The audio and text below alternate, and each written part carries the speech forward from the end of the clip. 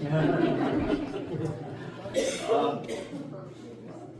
few months ago, Pastor came up to me and he said, I'd like you to bring up some of your science and Bible connection. I said, okay. He says he's going to be doing some things on how true the Bible is, the truth of the Bible, the true Word of God. And so I got stuff together for him, and I met, and I thought, well, we're going to do like we did last time, where he'd get up here and talk, and I kind of get in there with him, and I said, so we're going to do that? And he said, well, no, I'll be in Michigan. Oh, all right. So I'm it. He said, well, get up there and introduce yourself, tell them about who you are. And he said, that'll take some time. And he said, got some videos and everything that I gave him, I put together. And so here I am. Here I am. I came to know Jesus as my Lord and Savior. I was at the Army in Fort Benning, Georgia.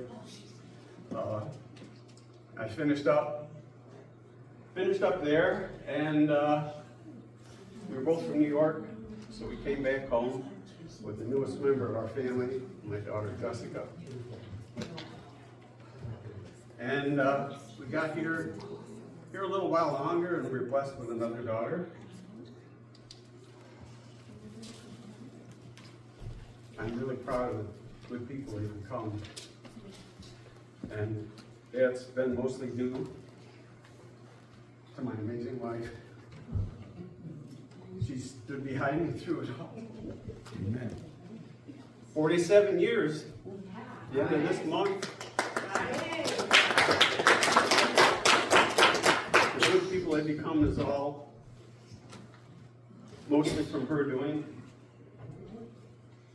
When we got back up here, we went to a local church. And everything was good there. My daughter and I were both all baptized there. And things were going well until one day, the pastor got up in front of everybody and said that if you couldn't wear the clothes that the church required you to wear, or you couldn't behave the way that the church wanted you to act, and give the amount of money the church wanted you to act, or give, you didn't belong there. I thought, all the red letter words that I read in my Bible, I didn't find any of that there. So that was the last day we attended. We looked at a lot of churches, stopped and visited in the area to find a place.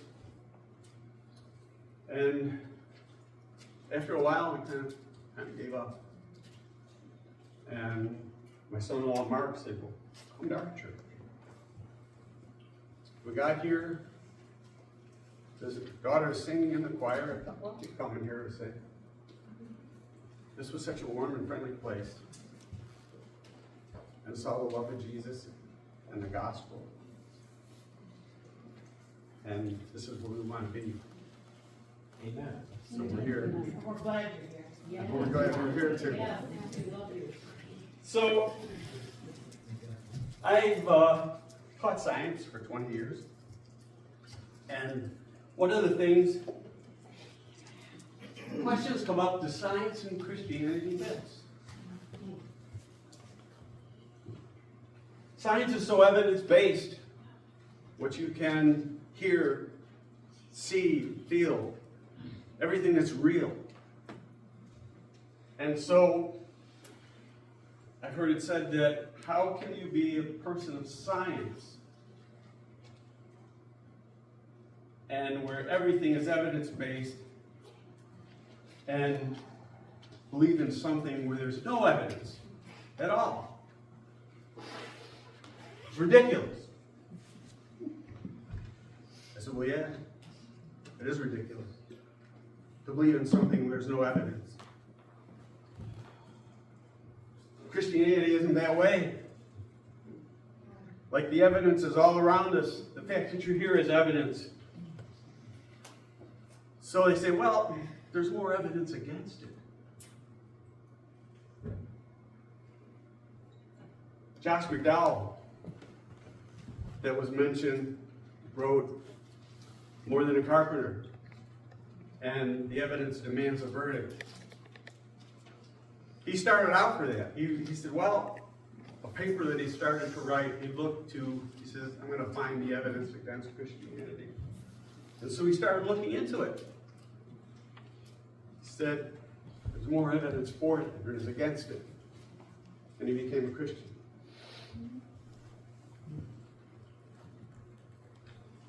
Then we got Lee Strobel. If you watch any of his things, he's more recent. I watched his documentary. And Lee Strobel was an adamant, self-admitted atheist. And his wife was agnostic. I mean, unless somebody told her otherwise, she didn't believe in God either. And he said that they moved into a condo outside of Chicago. He was a graduate of Yale in legal studies, and he was a legal investigative journalist for the Chicago Tribune. And he moved into this condo, and a neighbor came by. Cookies. Had a little girl, or a baby, I should say, a girl. Little baby, got a 6-month-old baby on her hip. Came to the door, and they had a 9-month-old child at the time. And so his wife Leslie and Linda became good friends. And she invited her to church. So she came back and announced to her husband, I'm a Christian. He says, oh no. How could it? This is the worst thing that's ever happened. She's going to be judgmental. Going to not let me hang out with my friends. My kids are going to think I'm weird because they don't believe in God. So he said, we started butting heads, arguing back and forth. So she says, I want to give some money to the church. He says, I'll tell you what, let's just take it, flush it down the toilet. It'll be just as effective. So his marriage, he was worried. He says, my marriage is falling apart. I'm fighting with my wife. He said, I got to save my marriage. Take 3 days. I know then where to find the evidence. I'm an investigative journalist. I'll debunk this Christianity thing, and our marriage will be saved. So that's what he did. They didn't have Google at the time. You couldn't Google everything, so we got into the library, looked at microfiche. He set up appointments with people that knew about this kind of thing, all the top men. He thought it would only take 3 days. Took him 1 year and 9 months. Saved his marriage. He became a Christian. So, evidence. The science and Christianity mix. This psalm, that's called the Research Scientist Psalm by some. The works of the Lord are great. So out of all of them, we have pleasure therein. John Lennox is an apologist. He's a scientist who's a Christian. I won't say he's a Christian scientist because that's something different. So he's a scientist who's a Christian. And he talks about how Christianity and science mix. You see, just think of a simple historical fact. Virtually all the great pioneers of modern science, starting with Galileo, Kepler, Newton, coming up through Faraday, Clark, Maxwell, they were all believers in God. And historians have noticed this. And C.S. Lewis put it beautifully as usual. And he summed it up this way. He said, men became scientific because they expected law in nature, and they expected law in nature because they believed in a legislator. I'm not ashamed of being a scientist and a Christian, because arguably it because Christianity gave me my subject. One of the things I enjoy is looking at the modern scientific discoveries and then looking back in the Bible and saying, it's been there all along. I came across this. When I look at something, I find it on the internet. Everything you can see on the internet is believable, right? So there's a lot of funny things out there. So usually when I find something, I check it out. This one actually came from Paul Harvey. The rest of the story. Yeah. So Carl Wayland, in '86 in Brisbane, Australia, he got into an accident. A tanker truck full of fuel hit him head on. And it didn't explode. He had his 11-year-old daughter in the car with him. And she came out, bruised up a little bit. He wasn't so lucky. He got busted up pretty bad in the accident. He spent 5.5 months in the hospital and underwent 55 different surgeries at the time. And his face was so badly damaged that they had to do bone. So they were taking bone from his own body so that everything went well to reconstruct his face. And he noticed that they kept going to the same place in his body to take the bone from. So he asked the doctor, he said, how can you take so much bone from the same place? And the doctor said, I took it from your ribs. So you'd be missing some ribs. You probably heard when you look at Genesis 2:1 through 21, it says that, well, maybe why don't men have, this is true, why aren't men missing a rib? He took the rib to create woman. And I found this out. I've asked people about this. And like I said, you probably heard it yourself. You have the same amount of ribs. So how can that be true? Well, one thing that I found out, I was listening to Ken Ham, the one that he was talking about. He gets asked this question all the time. Why don't men have one less rib? God took that rib.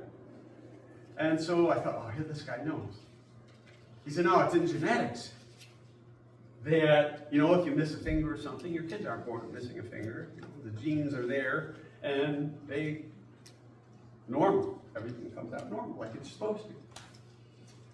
But it's more than that. And I've asked people and doctors, and I have a sister-in-law who is a registered nurse, so she didn't know this. The ribs are only bone in the human body that will grow back. Who knew that? Over 4,000 years ago, I knew it. It's the only one. Who knew that 4,000 years ago? The ancient Hebrews didn't know that. You know who knew that? God knew that. Why did he take a rib? He could have taken, we got 24 ribs. We got 33 vertebrae in our back. Could have taken one of those. But he took the rib. Because he knew.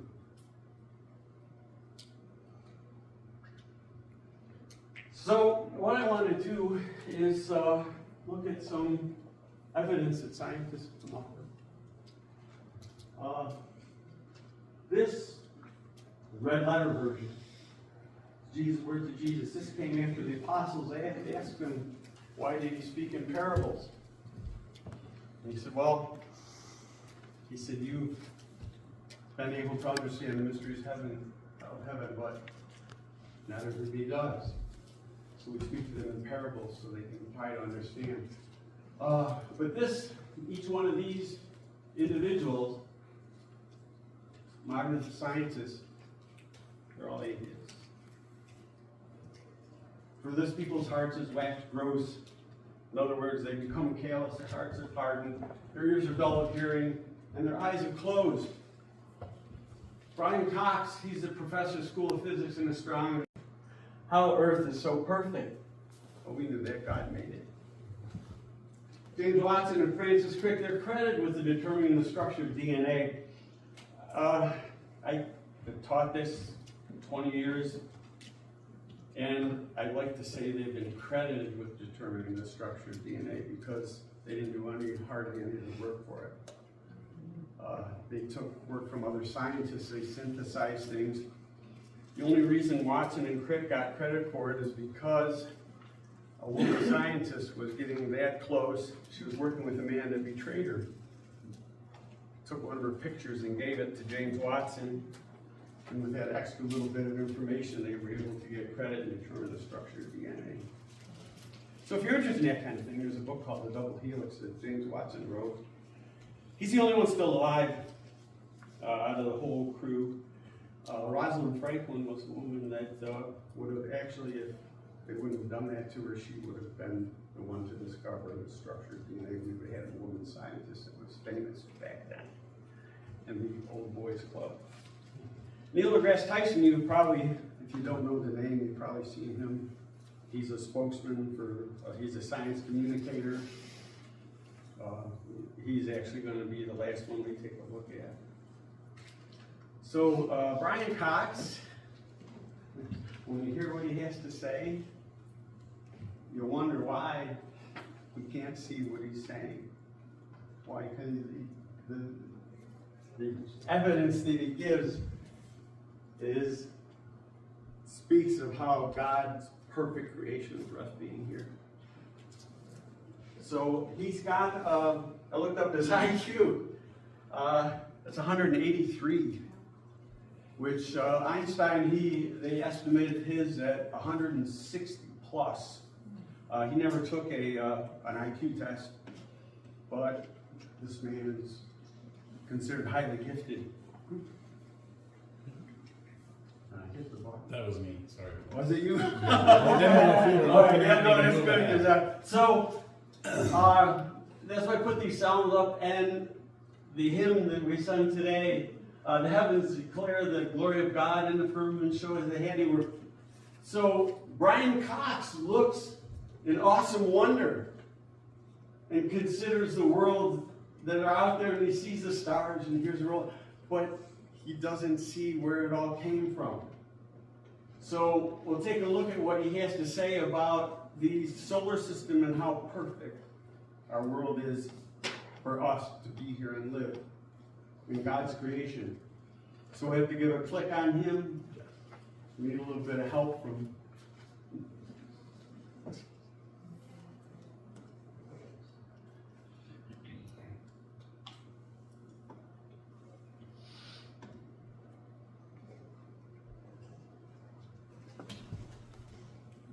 that a mere 10% change in the distance from the sun would result in intense heat capable of roasting us completely. Similarly, if we were 10% farther away, we would face intense cold, freezing the entire planet. A 10% faster rotation would generate furious winds, reaching speeds of 300 to 400 kilometers per hour.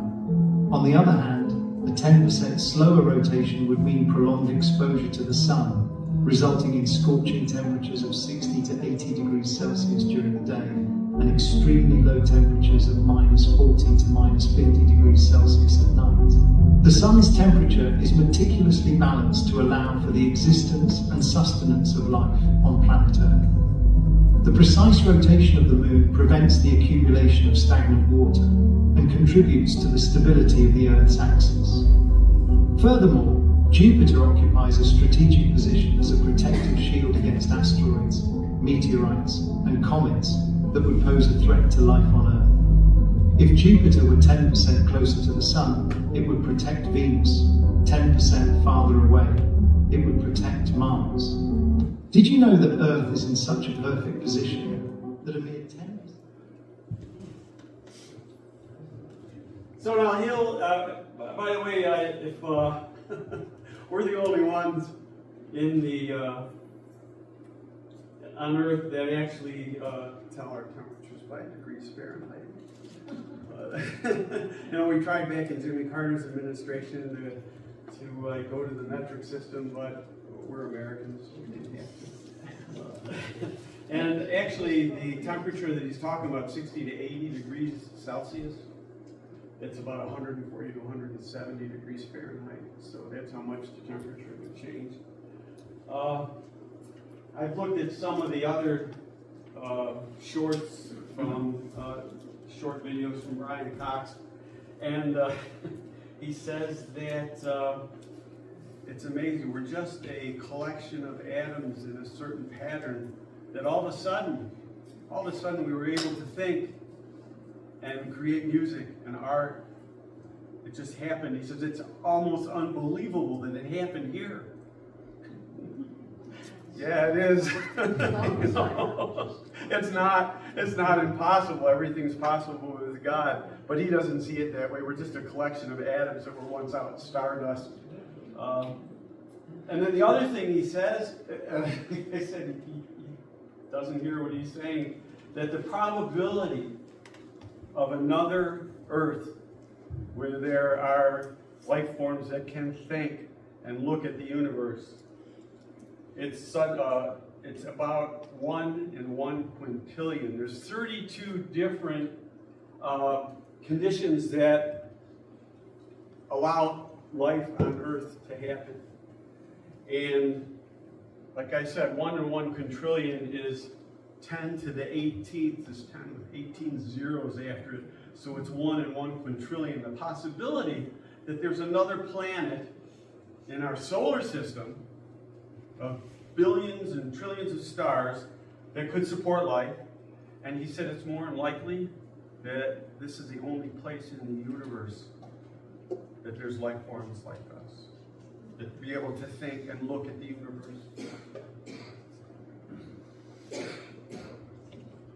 So,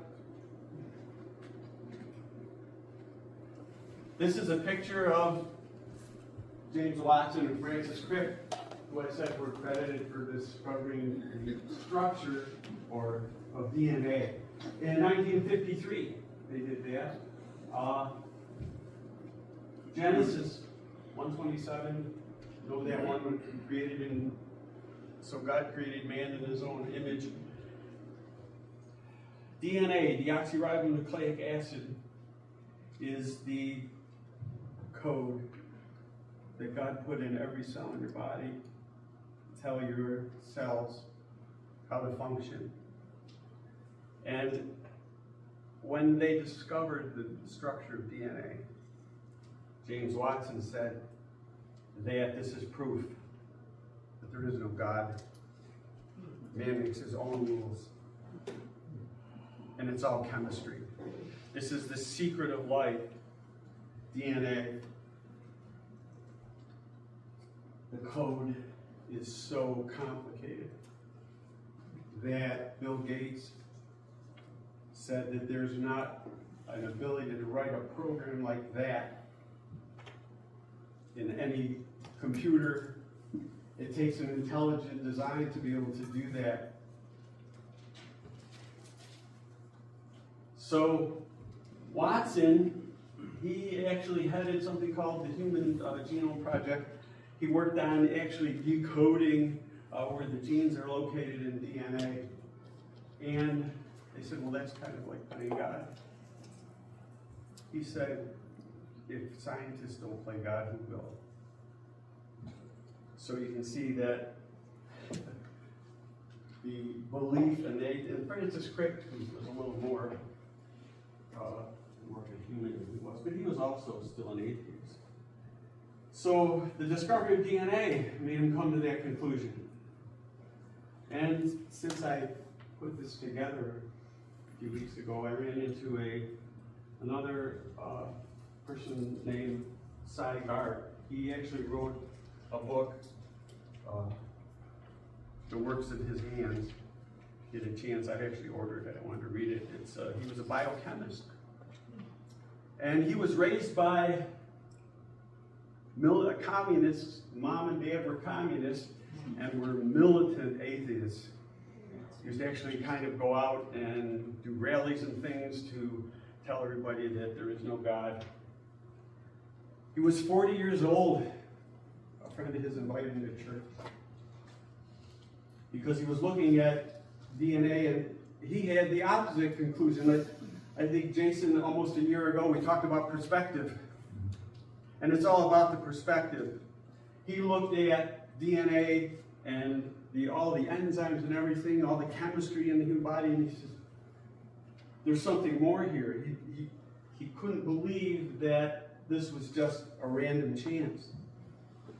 So DNA is God's amazing program, and you hear some scientists talking about this that do believe. You hear them hand in.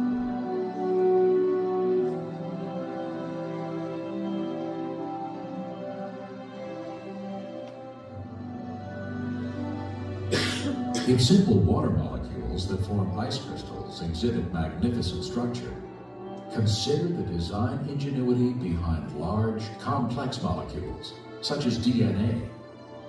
DNA contains the blueprint for all life, and is by far the densest information storage mechanism known in the universe. For example, the amount of information contained in a pinhead volume of DNA would fill a stack of books 500 times higher than from here to the moon. The program code and design of such an incredible system indicates a supremely intelligent designer. The evidence to me that just cries out that there's a God is the study of DNA. DNA is a very powerful, massive information storage system. In fact, DNA that makes up our genes actually is like books of information as read by a language system. It's absolutely phenomenal. And scientists know today that languages, a code, only come from an intelligence, and information only comes from information. Nobody's ever seen matter by itself give rise to a code. Nobody's ever seen matter by itself give rise to information. And as you look at DNA, it actually cries out, in the beginning, God created the universe. We all begin as a single cell the size of a period at the end of a sentence. How does that cell know how to build a body with 100 trillion cells in it, thousands of different kinds, and each one of them is so complex, nanochemical machinery beyond our comprehension how it works, and encoded is the instruction manual. It's the manufacturer's manual how to build and operate every part of this incredible body made up of 100 trillion cells. Furthermore, DNA is a three-dimensional molecule that is self-replicating. Each molecule is able to make an identical copy quickly and efficiently. The Lord has even programmed DNA to detect and correct replication errors. These sophisticated capabilities far exceed man's means. God has created the DNA molecule in such a way that it is self-correcting. There are special proteins called enzymes that go up and down the DNA molecule looking for and making repairs on a minute-by-minute, second-by-second basis. God created us with a DNA code that actually has what we call editase or editorial type enzymes. Just as an editor reads a newspaper or a book looking for mistakes, so God has created special enzymes that go up and down our DNA molecule, repairing the mistakes in ways that are unbelievably complex. There are many examples in creation of things that demonstrate the biblical God. One would be in our very DNA. Our DNA has information in it. And there is a whole field of scientific study called information science, which studies how information originates, how it's transmitted, and so on.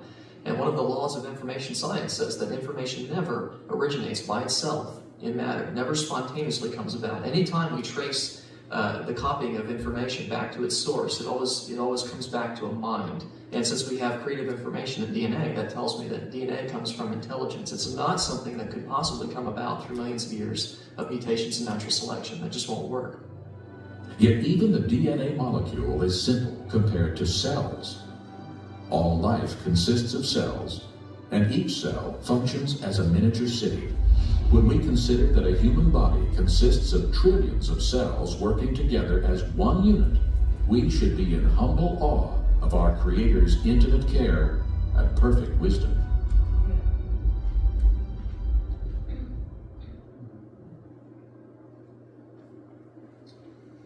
So DNA and proteins. Like I said, I taught this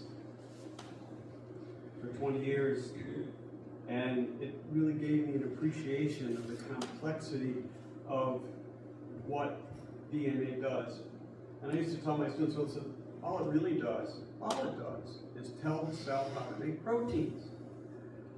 But proteins are very complex. Right? And DNA, you can take the same section of DNA, and once it's processed into making proteins, the same section can actually produce a number of proteins because they take things in and out of it and insert stuff, leave stuff in, introns and exons they call them, but they alter the strand of DNA that's copied so that you can take that same strand and make a whole bunch of different proteins out of it, depending on what the cell leaves in or what it takes out. Enzymes are proteins that control how your body functions, right? That the digestion, any kind of any metabolic reaction, the chemistry of your body. They also determine this physical appearance, right? How the proteins, your muscles, your pigmentation, every aspect is determined by proteins. Pastor shared this with me about laminin, and I know it's been talked about before. When I taught this, I didn't really know about the specific protein of laminin. We just talked about it as an intracellular matrix. Okay? And without laminin, you would crumble into a pile of individual cells. It's actually what holds your body together. Right? So the protein, and when he showed me the structure, if you didn't, we've got any gamers that actually what a programmer will put into the program, something that is hidden, it's a hidden feature that's put in there by the individual who writes the program. And if you're good at it, you can discover this hidden feature. You know what that's called? An Easter egg. Yes, kind of appropriate. It's an Easter egg. God put his Easter egg in DNA. All right, and if you thought that, well, his Easter egg is in between every one of our cells and keeps everything together, and we are his body and soul, and that, if you don't know, is the structure of the protein that holds your body together. It's God's Easter egg. It's written in the DNA, and that's the protein that does the job. His Easter egg. All right. Now, I'll praise thee, for I am fearfully and wonderfully made. Marvelous are thy works, and that my soul knoweth right well. Every one of you here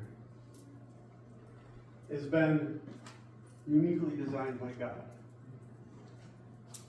made in his image, and you're here at this time, at this point in time, to do what he's put you here to do, right? There are, if you look at the human genome, just as it stands with 23 pairs of chromosomes, 46 total, 23 from mom, 23 from dad. There are 70 trillion possibilities in human variation. Now, that's if nothing changes. Right? There is something that happens when reproductive cells are made called crossing over, where the genes on the pairs of chromosomes can actually change place. Not a mutation, It's just a recombination. If that didn't happen, people with blonde hair would always have blue eyes. People with brown hair would always have dark eyes. But you got different combinations. So taking that into consideration, the possible number of human beings is almost infinite. The number is, like you'll hear, is astronomically huge. So the fact that you're actually sitting here is against all odds. Right? So you, like it said, you're uniquely designed. You're meant to be here at this point in time. And we'll close out with Neil deGrasse Tyson, like probably if you don't know the name, you've seen him before. And he has something to say about how rare each one of us are, and that the probability of being here is so infinitesimally small that each one of us are very unique and special. The total number of people who have ever been born, the number is about 100 billion. Now ask, how many total possible people can be born? Just look at the genome and rearrange it. How many total humans are possible? That number is astronomically large, which means we're the lucky ones. Most people who could ever exist will never even be born. No matter what your lot is in life, if you have a disease or you have cancer, you're crippled, whatever is the thing, at the end of the day, you're alive. Not dead, nor not having ever been born. So, take every occasion you can to smell with life and celebrate life, because you won the lottery, and most people will never even know there was a lottery. If that's not motivation to live life to the fullest and not fear